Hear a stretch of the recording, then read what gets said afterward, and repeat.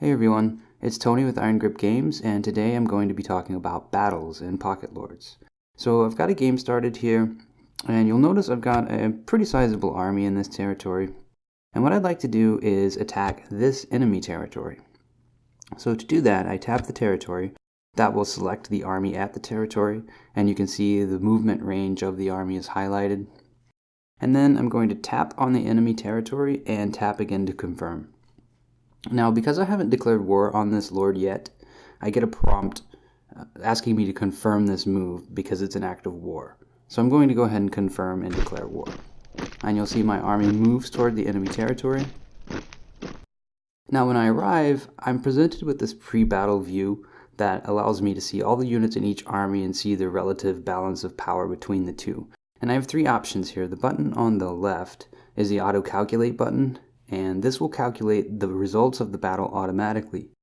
This is useful if I'm short on time, or if my army greatly outnumbers the enemy army. I might use this to save a little bit of time. The button on the right allows me to retreat, and the button in the center allows me to take the field and control the battle. So I'm going to tap that button now. And you can see I've entered the battle. And each battle starts with a deployment phase, and each army has a deployment zone. So you can see on the left, I have a blue deployment zone, and my enemy has the purple deployment zone on the right. Now I could manually position each of these units, but I also have an auto deploy feature. So if I tap the button at the top left, that will position my units automatically with the melee units in the front and the ranged units in the back. And that's usually a pretty good setup. So I'm going to go ahead and do that now. And now that I'm done with deployment, I'm going to begin the battle by tapping the button at the top right. And you can see now that the enemy units have appeared. And so now I take my turn and I can manually advance my army.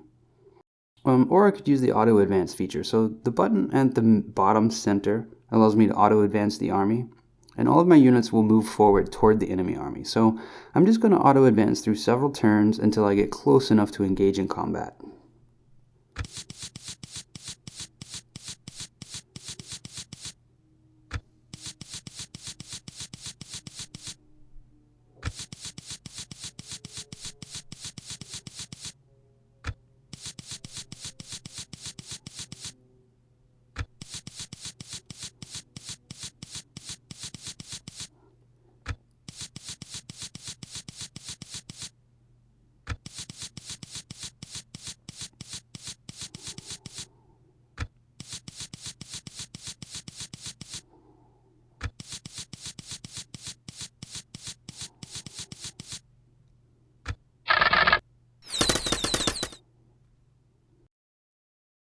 So I'm close enough that my infantry got fired upon by an enemy, and you can see after the combat, I see the results of the combat, and I can tell how many of my soldiers were wounded, killed, and how many are remaining in the unit, plus the morale of that unit.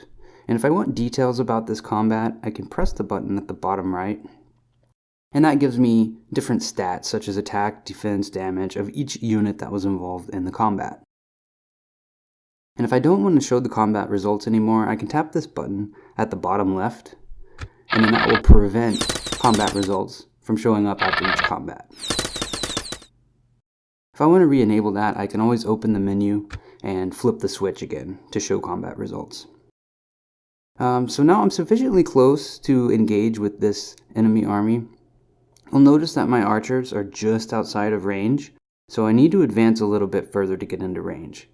Now, because the enemy army has way more archers, I don't want to sit back and wait. I want to try to rush my infantry in and overwhelm them with my sheer numbers. So I'm going to go ahead and stop auto-advancing and take control of this battle myself. And I'm just going to rush my best units forward.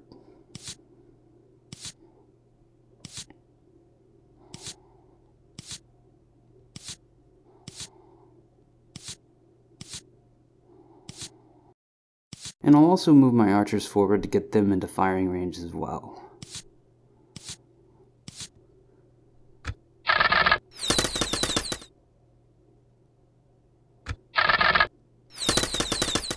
And now that I'm sufficiently close, my infantry is taking a lot of fire from their archers.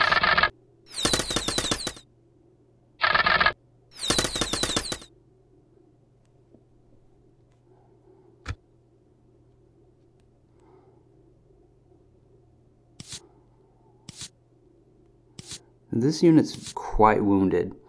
You can see at the bar on the bottom with the heart on it, the red bar. That shows my unit's health, and the solid red bar, the darker red, is the number of unwounded units, while the lighter pink is wounded units. So the majority of the units, or the majority of the soldiers in this unit are wounded, so I'm going to go ahead and rest this unit now.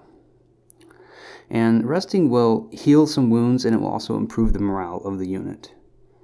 And I will try to continue moving forward with these infantry units to get close enough to engage their archers. Now I'm also going to fire on the enemy. Now, a couple of their units, some of their units are in forests, and forests block a lot of arrows. Units actually get a defensive bonus versus ranged fire in forests, so I want to target units out in the open. So I think this enemy unit of peasant archers would be a good target, so I'm going to focus all of my arrow fire on this unit. And to do that, I tap to select my ranged unit, and the blue hexagons show my attack range. I'm going to tap my target and then tap again to confirm. And you can see I wounded 22 soldiers, I killed 3. And the enemy unit also suffered a morale penalty because of the casualties and because of the missile fire. So I'm just going to finish firing on this unit.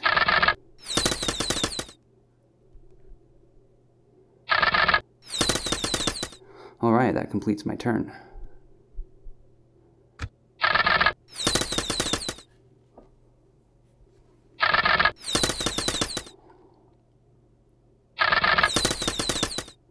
And these combat results views are very useful for keeping an eye on the morale of units that are under fire.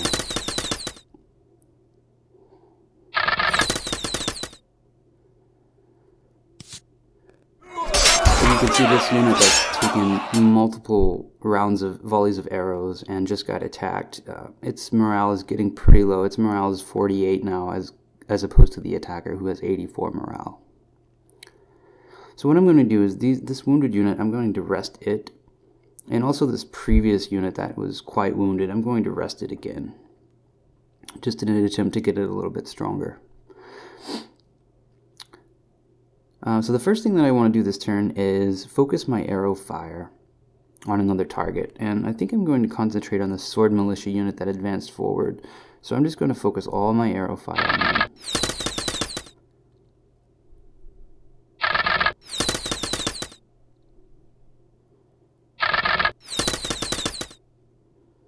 And now some of my melee units are close enough to engage in combat, so I'm going to go ahead and do that now.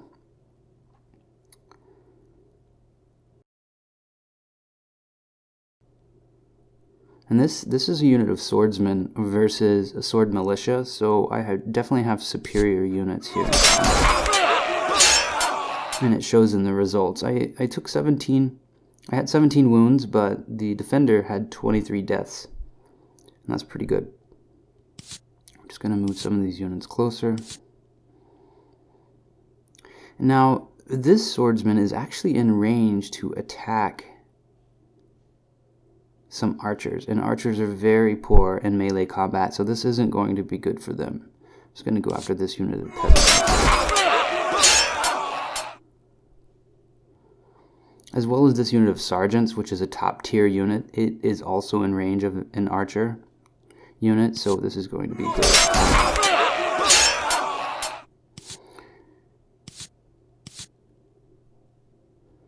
Alright, so that's it for my turn. Let's see what the enemy has in store for us. More arrow fire. That's an interesting target.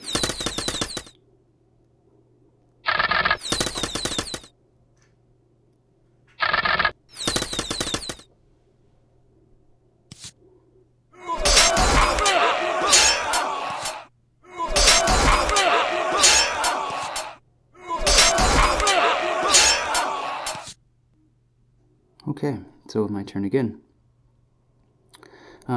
As with the last turn, I want to start with an arrow volley.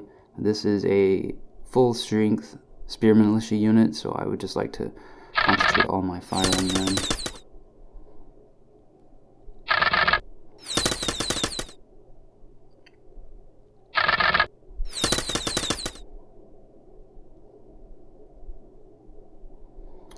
Okay, now I'm just going to continue attacking with my melee units.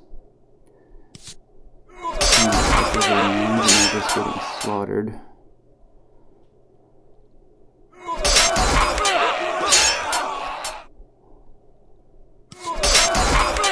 So you notice after that attack, the enemy unit retreated.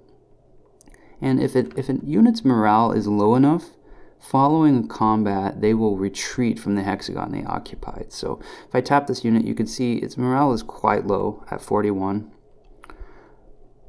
In fact, if I start viewing all their units, you can see they're all quite low. So they're definitely feeling the effects of the battle.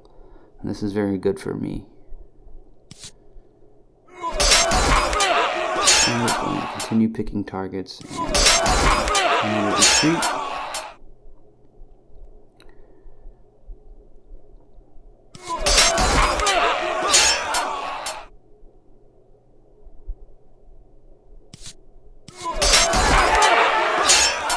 So you'll notice that now this unit is flashing red. So this unit has actually been broken. And when a unit is broken, it just runs every turn, and this unit will try to run toward the map exit point here. And when it reaches the map exit point, it will actually leave the battle. So this battle is getting pretty close to being done now. All of their units have super low morale because I've been beating up their army pretty good. As you see, that unit surrendered. So if a unit engages in combat, which would have otherwise resulted in them retreating, but there is no hexagon to retreat into, the unit will be forced to surrender, and this is very demoralizing for an army. Alright, so I'm going to end my turn.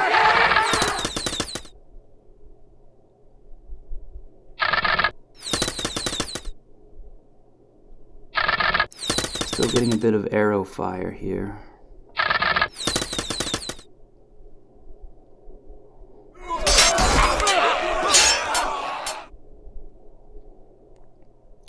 So for example, this unit, its morale is very low and it doesn't have anywhere to retreat because all the hexagons around it are occupied. So a good attack would be to attack here and force a surrender. And then it surrenders and removed from battle.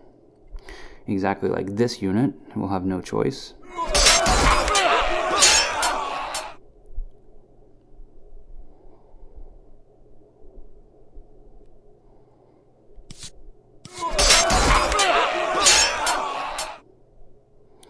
Those archers have got to be getting pretty close to breaking. Their morale is super low. I'm just going to encourage that to happen by attacking one of them. Okay, so you notice all their units broke. So their army is basically routing from the battlefield. Now I have the option here of ending the battle immediately, or I could continue going and try to get as many casualties as possible. So this time I'm going to choose yes to end the battle. And after the battle, I get a victory view that shows the number of casualties on each side, the number of men remaining.